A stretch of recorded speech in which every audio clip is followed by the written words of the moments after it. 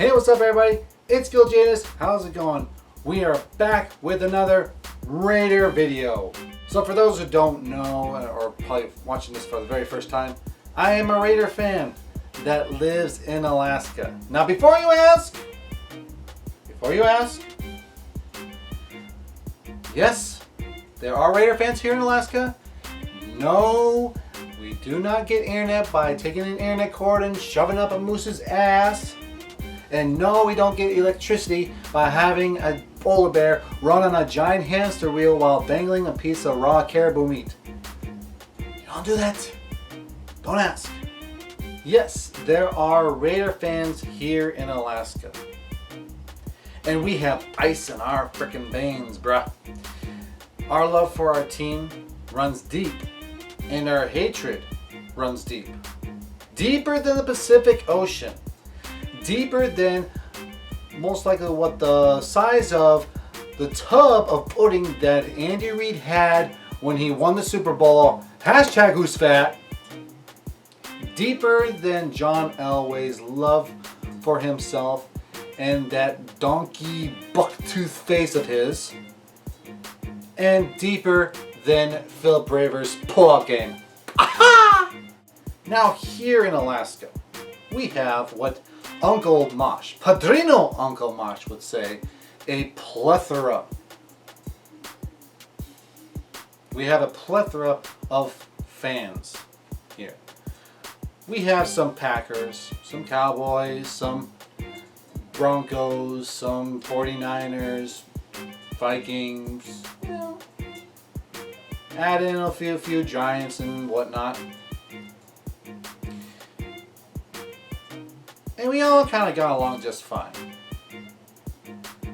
But we all have one thing in common. There's one team that we hate the most. One team that has never, rewind that, and play, never been around until they start getting good. I am talking about those sucky, sufferable, second-class seasonals known as the Seattle Seahawks.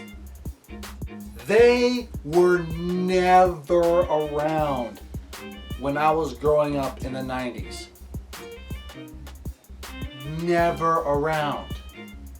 Trying to find a Seahawks fan is like trying to find a nucleus of sanity in Antonio Brown's brain. Hashtag FAB. You just could not find a Seahawks fan. But then all of a sudden, the Seahawks went to the Super Bowl and they got their asses beat by none other than the Pittsburgh Squealers and Big Ben Worthlessberger, aka Captain Fat Fuck, Leader of Men. Granted, that Super Bowl was a crap show. It was like ref ball like you'd never believe. But I digress. Much like how Worthlessberger dove to the end zone, came up short at the goal line, and then decided to pick up the ball and put it into the end zone.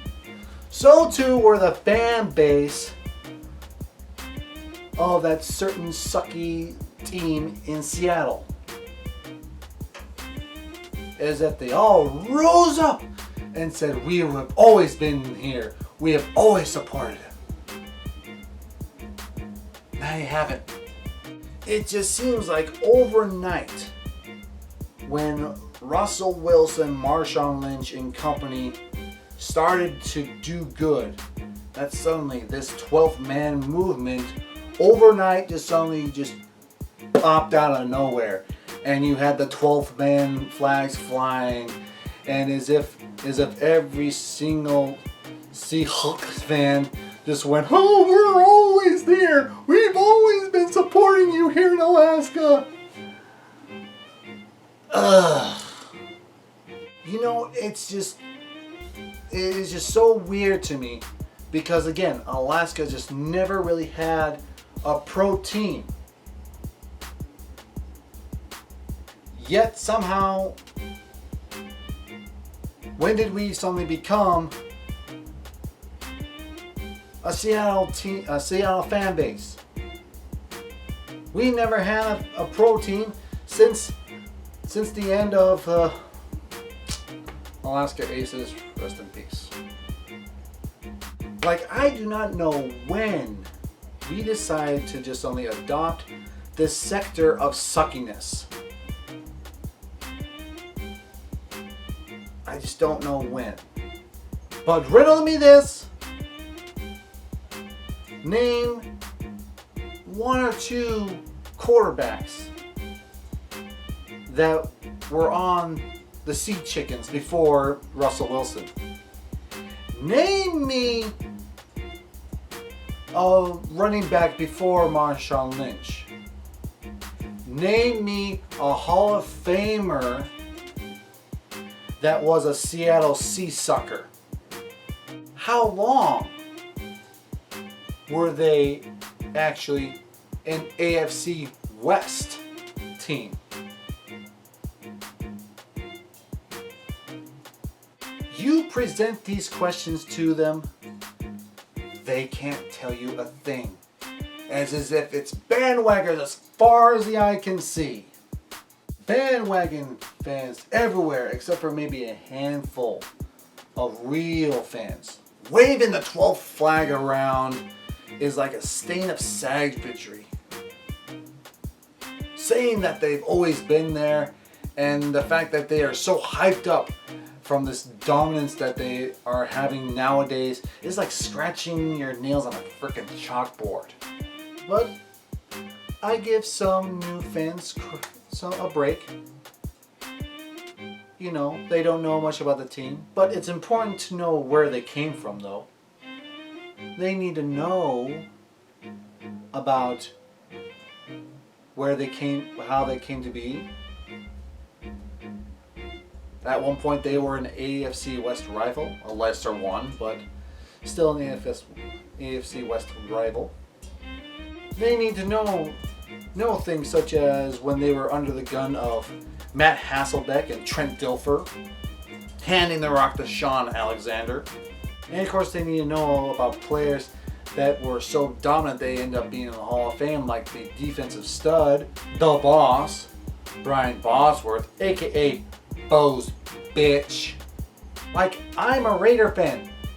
I know these things. I know these things because I know sports. These people don't. The fact of the matter is, they need to stop being so high and mighty and remember where they came from. They need to remember their roots. Maybe even be a little humble. Another sick, self-serving song that the Seacucks fans like to do is they like to claim territory, which is, to me, quite sinful. They expect that if you are here in Alaska, you're supposed to be a Sea Chick fan. And the fact that every day when I go out there and I see one of these sap suckers just look at me with their eyes flaring, their nostrils just puffing out as if turned up. They go, "What? You're not a fan of our team? This is Alaska. Why are you even here?" As if they're trying to say that Alaska belongs to them. Why? Because Seattle is the closest thing? The closest pro city? No. In fact, what I tell them is, bitch, Alaska is neutral territory. It's free game for all those who have different sports teams. Then the same goes with Virginia, Wyoming, Mississippi, and other states. And let's not only forget about the different countries all across the world.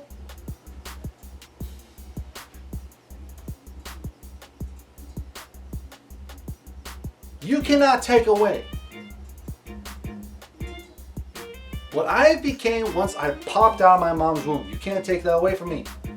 I'm a Raider fan. And it's for life. In fact, Raider Nation. We are a worldwide nation. We have fans all around the world. And we claim that we are a worldwide nation not because of territory, but because the people are the nation. The people, the fans of the Raiders are what makes us a worldwide nation. From America to Germany to Japan to China to Australia, all around the globe. We are a worldwide nation. We claim the people. And you can't take away from that. You may claim to the state of Washington because that's where your city is, but that's it. Everything else is null and mute.